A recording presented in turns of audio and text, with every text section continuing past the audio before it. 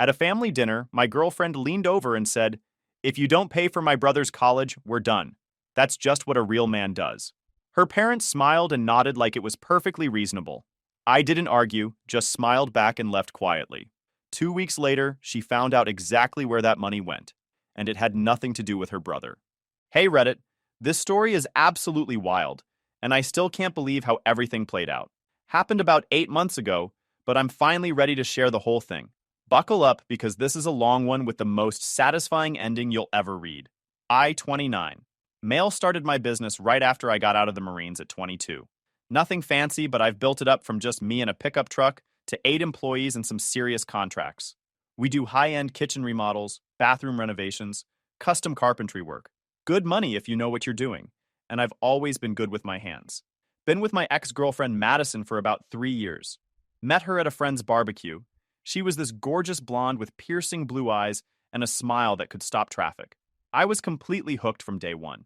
She worked as a social media coordinator for some wellness company, which basically meant she posted Instagram photos and made maybe $35,000 a year. But she lived like she was making six figures. Her family, though, man, where do I even start? Her dad, Richard, owns a couple of mid-tier car dealerships. Not like luxury dealerships, we're talking Honda and Toyota.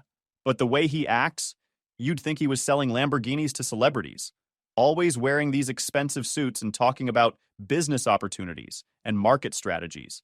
Her mom, Patricia, is a real estate agent who sells maybe 4 houses a year, but acts like she's running some empire. Then there's Madison's little brother, Tyler. This kid is 20 years old and has never held a job in his entire life. Not even flipping burgers or bagging groceries. Nothing. His parents pay for everything. His car, his apartment, his credit cards, even his gym membership. And this entitled little punk acts like the world owes him everything. Madison herself was, well, looking back now, I can see all the red flags. But when you're thinking with your heart instead of your brain, you miss a lot. She was always forgetting her wallet when we went out. Always had some excuse for why she couldn't contribute to dates or trips. "Oh, Jake, I'm saving for this certification course." Or, "My car needs new tires. I'm broke this month." But then she'd show up with a new $300 handbag or $200 shoes. I should have known something was up when she started asking weird questions about my business finances. "How much did you make last month? What's your biggest contract worth? Do you have savings?" I thought she was just interested in my success, maybe even impressed by it. Turns out she was calculating how much she could squeeze out of me. Here's my situation, though. I've got my own family responsibilities. My older brother David got hurt pretty bad in Afghanistan. IED explosion left him with a traumatic brain injury and partial paralysis on his left side. The VA covers some stuff, but not everything, and definitely not the quality of care he deserves.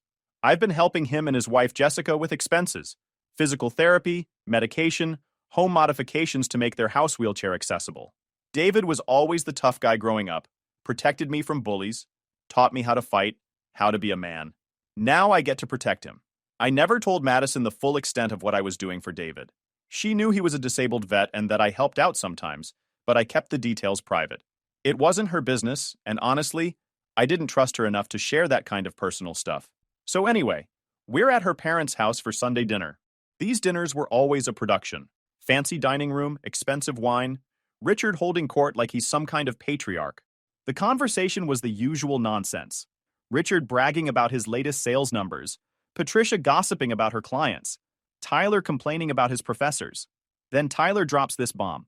"Oh yeah, I got accepted to Stanford's business program." Stanford. As in $80,000 a year Stanford. As in more than most people make in a year Stanford. Richard starts going on about how proud he is, how Tyler's going to be running Fortune 500 companies someday. Patricia's already planning his graduation party. Madison's beaming like her brother just cured cancer. That's when Madison turns to me with this sweet smile that I now realize was pure manipulation. "Jake, honey, this is such an amazing opportunity for Tyler. And for us too." "Us?" I asked. "Well, Richard and Patricia have been talking, and they think it would be really good for you to contribute to Tyler's education. You know, as an investment in the family." I just stared at her. "Contribute how much?" Richard clears his throat like he's about to announce something important. "We've calculated the first year's expenses, tuition, room, and board, spending money, and we think $80,000 would be appropriate." $80,000. That's more than most of my employees make in a year. That's a down payment on a house. You want me to pay for Tyler's college? I asked, just to make sure I heard right. Madison's smile got tighter. It's not paying for it, it's investing in it. In us. In our future together. And if I don't? The room went dead quiet. Madison's smile disappeared completely. Then I guess we'll know where your priorities really are. A real man takes care of his family. All his family. Patricia nodded like this made perfect sense. Madison deserves a man who can provide for the family, Jake. This is pretty standard. I looked around the table. Richard, Patricia, and Madison all had this expectant look on their faces. Like, of course, I was going to write a check for $80,000. Tyler just sat there smirking, probably already planning how he was going to blow my money on parties and spring break trips. That's when it hit me. I wasn't Madison's boyfriend. I was her ATM with abs.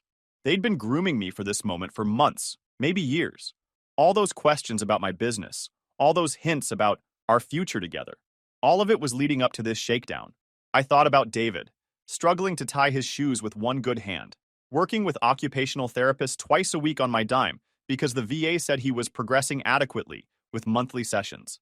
Meanwhile, these parasites wanted me to fund their Golden Boys frat house adventures. I stood up from the table, put my napkin down, nice and neat, smiled the biggest, most genuine smile I'd had in months. I need to think about this, I said. Big decision, you know? Madison looked relieved. Of course, honey. Take your time. But don't take too long. The deposit is due next month. I walked out without another word, got in my truck and drove home. But I wasn't thinking about it at all. I was planning. I spent that whole night laying in bed, staring at the ceiling, and everything became crystal clear. Madison had shown me exactly who she was. Her whole family had shown me exactly who they were. And now I was going to show them exactly who I was. First thing Monday morning, I called my accountant. I need to liquidate some investments.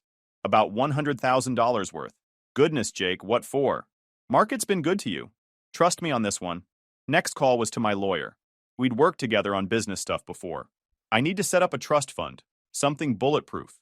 What kind of trust? The kind that takes care of a disabled veteran and his family. Forever. It took me 3 days to get everything organized. Had my accountant pull money from my investment accounts. Had my lawyer draw up the paperwork. The whole time, Madison kept texting me about Tyler's amazing opportunity and how excited she was for us to take this step together. I let her think I was considering it. Heck, I even went to dinner with her Tuesday night and let her talk about our future and how proud her parents were going to be of me. She was already spending my money in her head, talking about the networking opportunities, how Tyler would remember this when he was successful, how it showed I was serious about the relationship.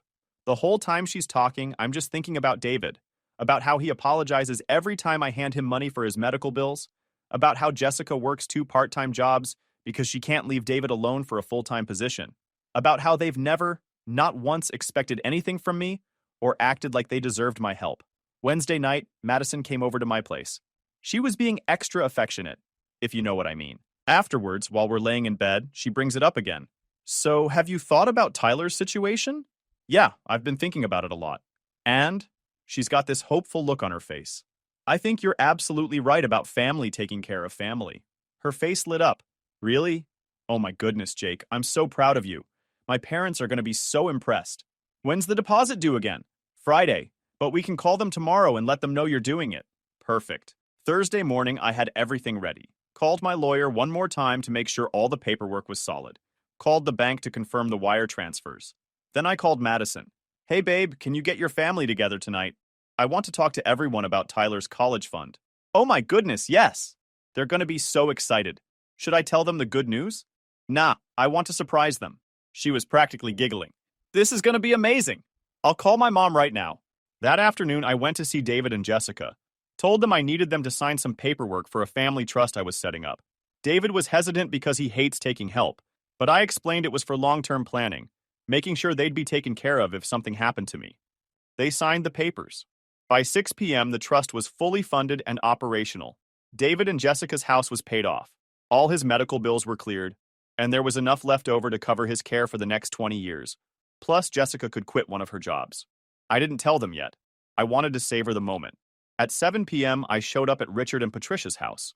Madison met me at the door with the biggest hug and kiss. I'm so proud of you, she whispered. This is going to change everything for us. The whole family was waiting in the dining room. Richard had even broken out the expensive crystal glasses. Patricia was beaming. Tyler was there too, looking smug as heck. Jake! Richard stood up and shook my hand. Madison told us you wanted to discuss Tyler's education. We're so grateful you're willing to invest in his future. Our future, Patricia added. Madison squeezed my hand. I knew you'd do the right thing. I sat down at the table and looked around at all their expectant faces. You guys are absolutely right. A real man takes care of his family. They're all nodding and smiling. That's why I spent today making sure my family is taken care of. Forever. Madison's still smiling, but I can see a little confusion creeping in. I liquidated my investment portfolio. About $100,000. Set up a trust fund that'll cover all medical expenses, housing costs, and living expenses for my disabled veteran brother and his wife. In perpetuity, the smiles started fading. See, you taught me something important tonight. Family comes first. Real family.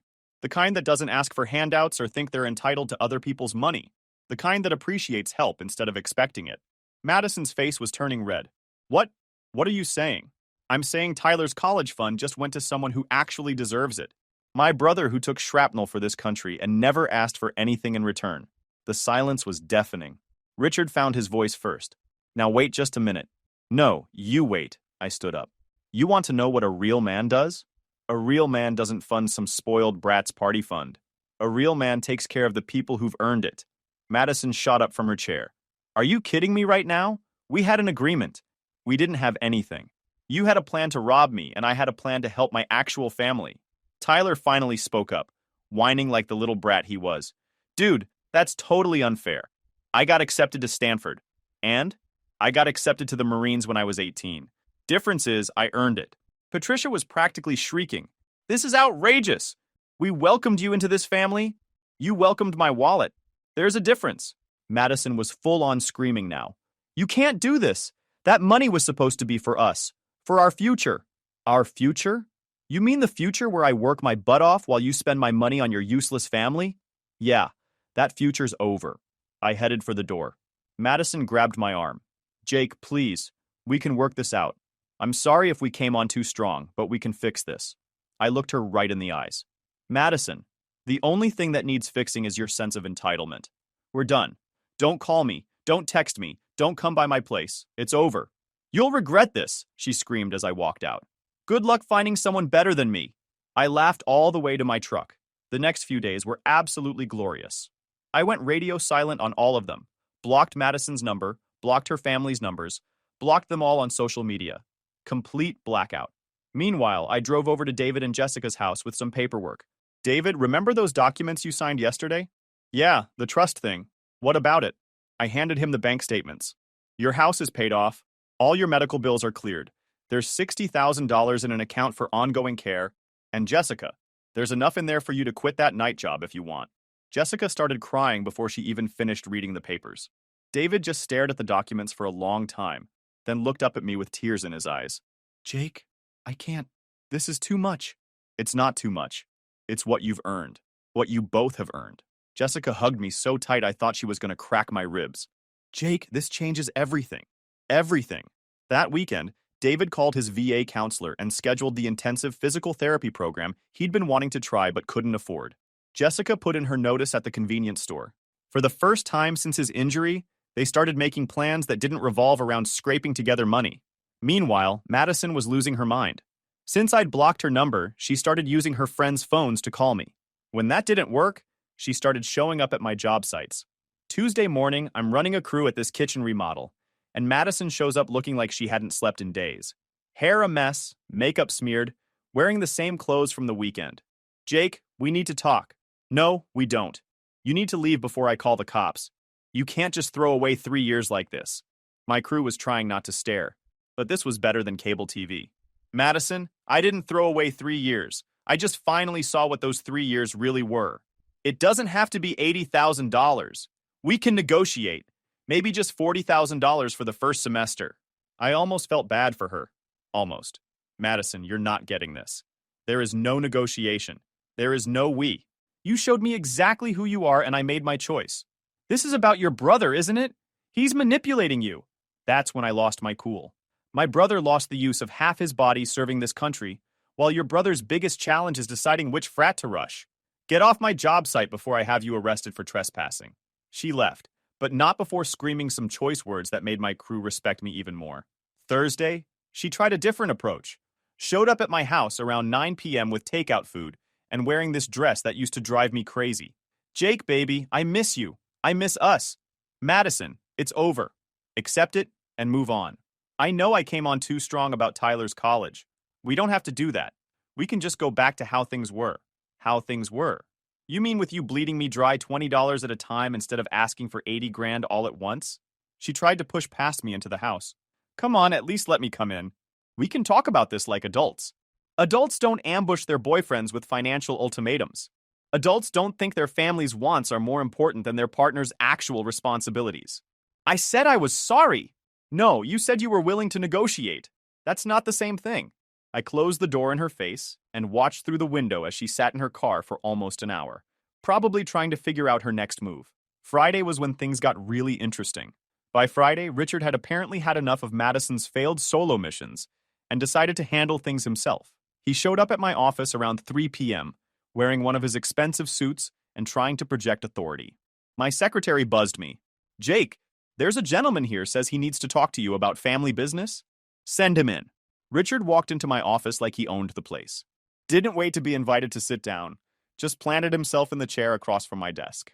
This whole situation has gotten out of hand, he started. I think there's been a misunderstanding. No misunderstanding, Richard. Your family tried to shake me down for 80 grand and I said no. Pretty straightforward. Now look, I know 80,000 seems like a lot. It doesn't seem like a lot. It is a lot. It's more than some people make in 2 years. But think about the return on investment. Tyler's going to Stanford. Stanford. Do you know what kind of connections he'll make? What kind of opportunities that opens up? For Tyler, maybe. What's in it for me? Richard leaned back like this was obvious. You're going to be part of this family, Jake. Tyler's success is your success. Except I'm not going to be part of your family. Madison and I are done. His whole demeanor changed. The fake friendliness disappeared and his real personality came out. Listen, you need to understand something. My daughter has invested 3 years in this relationship, 3 years of her life. You owe her something for that. I laughed. I owe her something? For what? For the privilege of paying for every date? For buying her groceries when she forgot her wallet? For covering her rent when she was between paychecks? That's what men do, Jake. They provide. Real men provide for people who appreciate it, not for people who see it as an entitlement. Richard stood up and started pacing. You know what your problem is? You don't understand how things work in successful families. There's an investment required, a buy-in. The only thing I understand is that your successful family just lost their cash cow. You think you're so smart? You think you can just walk away from Madison? She's a catch, Jake. Beautiful, smart, connected. You're not going to find better. I'm not looking for better. I'm looking for different. Like someone who doesn't think my bank account is more important than my character. Richard was getting red in the face. Your character? What kind of character does a man have when he won't help his girlfriend's family? The kind that takes care of disabled veterans instead of funding frat boys. That's when he really lost it. Your brother is not more important than Tyler's future. I stood up. Richard was a big guy, but I had 6 inches and 40 pounds on him, plus military training. Get out of my office. Now. We're not done here. Yeah, we are. I walked around my desk and got right in his face. And if you or anyone in your family shows up at my business again, I'm calling the cops. This is harassment. He backed down, but tried to save face on his way out. You'll regret this, Jake. Madison has other options. Better options. Then I guess she should take them. That weekend, David called me with some interesting news from his VA network. Word was getting around about Madison's family situation. And it wasn't good. Jake, you're not going to believe this. That family you used to date? Apparently, they've been going around town talking trash about you, saying you're unstable, that you screwed them over on some business deal. That's interesting. Gets better. My buddy at the VFW, his wife works at the bank where they do their business. Word is, Richard's been trying to get loans left and right. Apparently, they don't have nearly as much money as they pretend. That explained a lot. They weren't just trying to get me to pay for Tyler's college because they were greedy. They were trying to get me to pay because they were broke. There's more, David continued. She says Richard's car lots haven't been doing well. Something about too much inventory and not enough sales. And Patricia hasn't sold a house in 6 months. The picture was becoming clearer. They'd been living above their means, probably for years. Tyler's Stanford acceptance wasn't just an opportunity, it was a crisis. They'd already told everyone their golden boy was going to Stanford, but they couldn't actually afford it. I decided to do a little digging myself. When you've been in construction as long as I have, you get to know people in all kinds of businesses. Banking, real estate, car sales, it's all connected. My buddy at the commercial lending department confirmed what David had heard. Richard's dealerships were in serious trouble. Outstanding loans on inventory they couldn't move, behind on lease payments, credit line maxed out. My real estate agent knew Patricia's situation too. What business? Jake, she hasn't closed a deal in 8 months. Word around the office is that she spends more on marketing herself than she makes in commissions. All show, no substance. The pieces were falling into place. Richard and Patricia had been living way beyond their means, probably using credit and loans to maintain their lifestyle. Tyler's acceptance to Stanford wasn't just expensive, it was financially catastrophic for them. They'd been counting on me to solve their problem. Without my $80,000, they were screwed. Over the next few weeks, the Brennan family situation went from bad to worse, and word was getting around our small business community. In a town like ours, when a car dealership starts struggling, people notice. When they start laying off employees and having fire sales, everyone talks. My buddy at the bank called me with updates that were almost too good to be true. Richard and Patricia had come in trying to combine their assets for a loan. Apparently, their house was already leveraged to the max. Bad enough that they're looking at bankruptcy if they can't generate cash flow in the next 60 days, he told me. Meanwhile, I was thriving. My construction business was booming. Word had gotten out about what I'd done for David, and people respected that. Veterans especially were going out of their way to hire my company. I'd picked up 3 major contracts in the past month alone. David was doing amazing too. The intensive physical therapy was working better than anyone expected. He'd regained some mobility in his left arm and was actually talking about maybe doing some light consulting work for other disabled vets. Jessica had started taking nursing classes, something she'd always wanted to do, but never had the time or money for. 2 months after I'd walked out on that dinner, I was at the hardware store when I ran into Tyler. He was loading bags of concrete into a beat-up pickup truck, wearing dirty work clothes and looking like he wanted to disappear. "Hey, Tyler," I said, friendly as could be. "How's Stanford treating you?" His face went red. I'm taking a gap year." "That's smart. Good to get some real-world experience before college." "Yeah, real-world experience," he muttered, clearly embarrassed. "What kind of work are you doing?" "Construction, general labor, whatever I can find." I almost felt bad for the kid. Almost. "Well, if you ever need any advice about the industry, let me know. I've been doing this for a while." He just nodded and hurried off. That weekend, I was having coffee with David and some of the other guys when Patricia Brennan walked in. She looked around nervously, clearly out of her element, then spotted us and walked over. "Jake, could I speak with you privately?" The other guys made themselves scarce. David started to leave too, but I told him to stay. "What can I do for you, Patricia?" She sat down across from us, looking more humble than I'd ever seen her. "Jake, I want to apologize for how things went with Madison. We handled everything very poorly." "Okay. The thing is, we're going through a difficult time right now, financially, and I was wondering if maybe you'd reconsider helping Tyler with school." "Patricia, Tyler's not going to Stanford. We both know that. Not Stanford. State school. It would only be about $25,000 a year. Much more reasonable." David was trying not to laugh. I could see him fighting a smile. "Patricia, the answer is no. It was no at $80,000. It's no at $25,000. It would be no at $500. "But why? You have the money. You proved that when you helped your brother." "Exactly. I helped my brother. Someone who served his country and never asked for anything. Not someone who thinks the world owes him an education." She was starting to get frustrated. "Tyler's a good kid. He just needs a chance. Tyler's 20 years old and just got his first job. Most people start working at 16. He's not a kid. He's just spoiled. You used to care about Madison. Doesn't that mean anything? It means I'm glad I found out who she really was before I wasted any more time."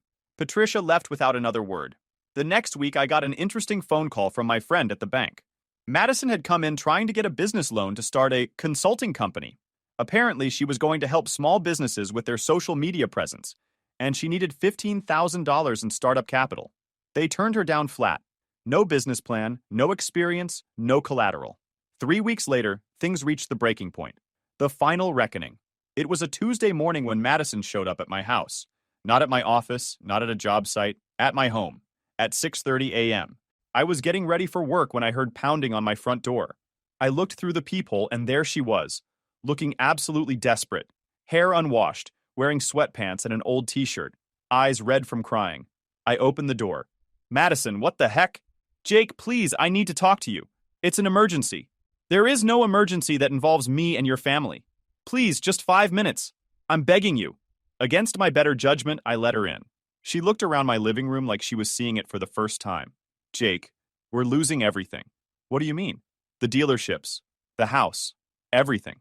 Dad's filing for bankruptcy next week unless he can come up with $120,000. I just stared at her.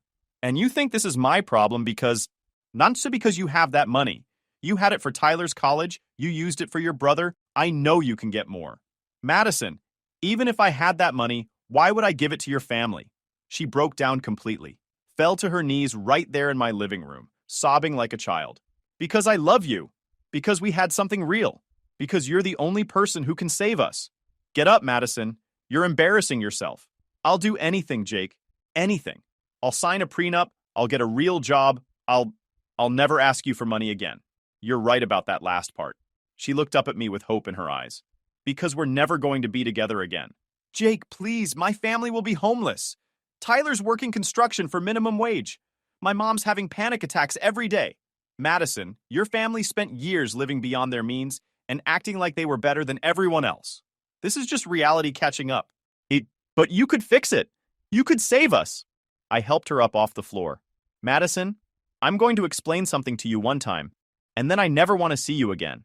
She nodded frantically. Your family's problems are not my responsibility. They never were. When you demanded I pay for Tyler's college, you showed me that you saw me as a solution to your problems, not as a partner in life. That's not true. It is true.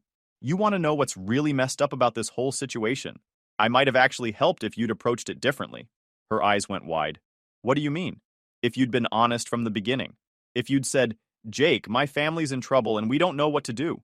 If you'd asked for advice instead of demanding money. If you'd shown even a little humility or gratitude. I didn't know you'd want that.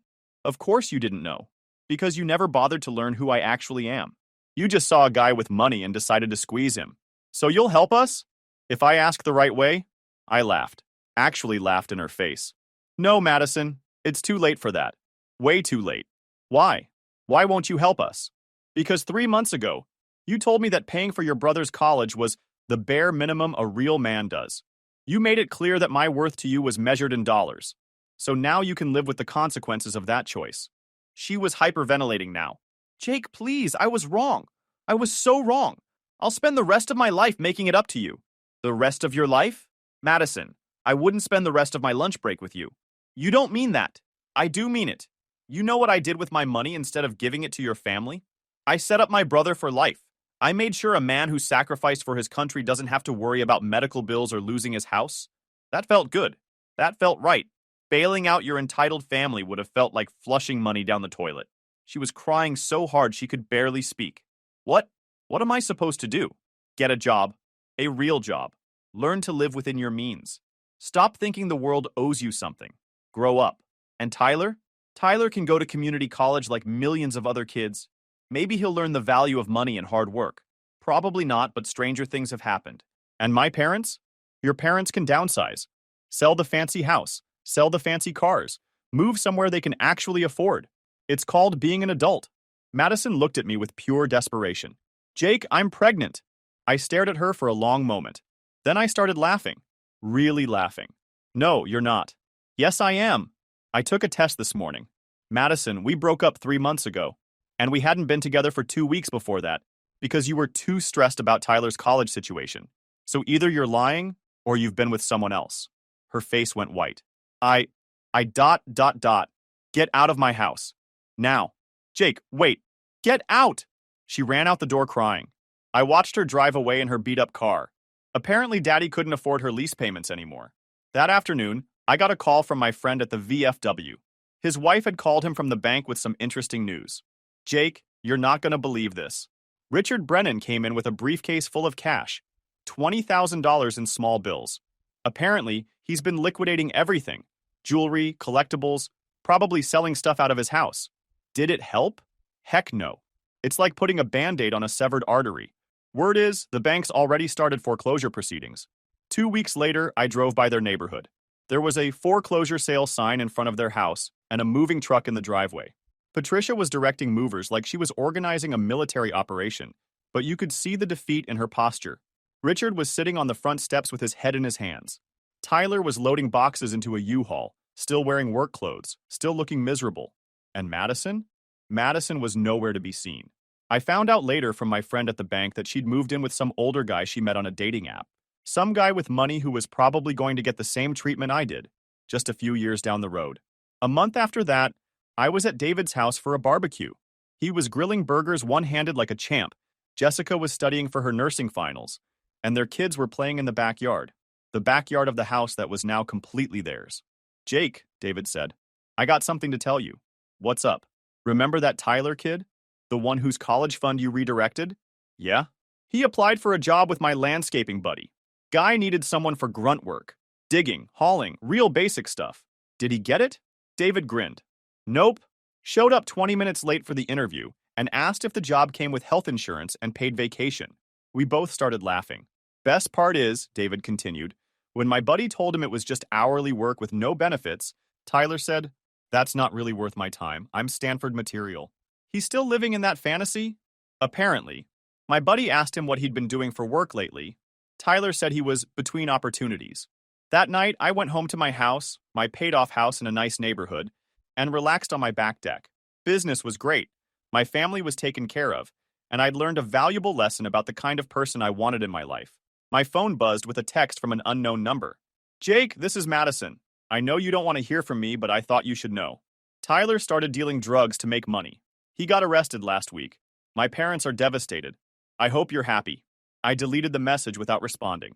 6 months later, I married Jessica's sister, Lisa, a nurse who works with veterans and thinks helping disabled vets is the most admirable thing a man can do. We had our wedding reception at the community center. David was my best man despite his challenges, and not one person asked me to pay for anything that wasn't mine to pay for. Sometimes the trash takes itself out. Sometimes karma does the work for you. And sometimes the best revenge is just being a decent human being while watching selfish people destroy themselves through their own choices and entitlement.